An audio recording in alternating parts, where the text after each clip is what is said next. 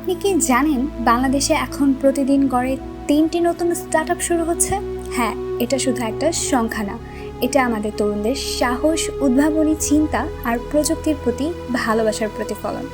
2010 সালের পর থেকে আমাদের দেশে প্রযুক্তি নির্ভর স্টার্টআপ কালচার গড়ে উঠতে শুরু করে। বিশ্ববিদ্যালয়ের পড়ুয়া বা সদ্য গ্র্যাজুয়েট তরুণরা নিজেরা আইডিয়া নিয়ে মাঠে নামে।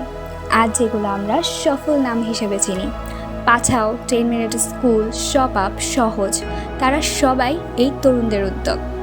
পাঠাও আমাদের শহরের যাতায়াত আর ডেলিভারি সিস্টেম বদলে দিয়েছে। 10 মিনিট স্কুল লাখো শিক্ষার্থীর পড়াশোনাকে সহজ করেছে। শপ আপ ছোট ব্যবসাকে প্রযুক্তি আর ফাইন্যান্সে শক্তি দিয়েছে। আর সহজ আমাদের টিকিটিং আর ট্রাভেল প্ল্যানিং সহজ করেছে। এই উদাহরণগুলো শুধু সফল কোম্পানি বা এগুলো উদাহরণ কিভাবে এক একটা আইডিয়া সমাজে বড় প্রভাব ফেলতে পারে। বর্তমানে বাংলাদেশের স্টার্টআপের জন্য সবচেয়ে সম্ভাবনাময় খাতগুলো হলো e-commerce, edtech, healthtech, fintech, logistics.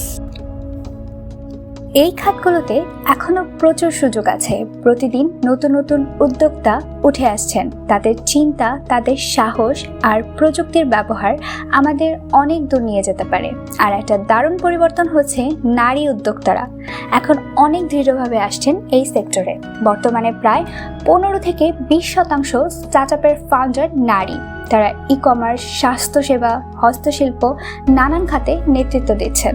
তবে চ্যালেঞ্জও আছে। সবচেয়ে বড় বাধা প্রশাসনিক জটিলতা।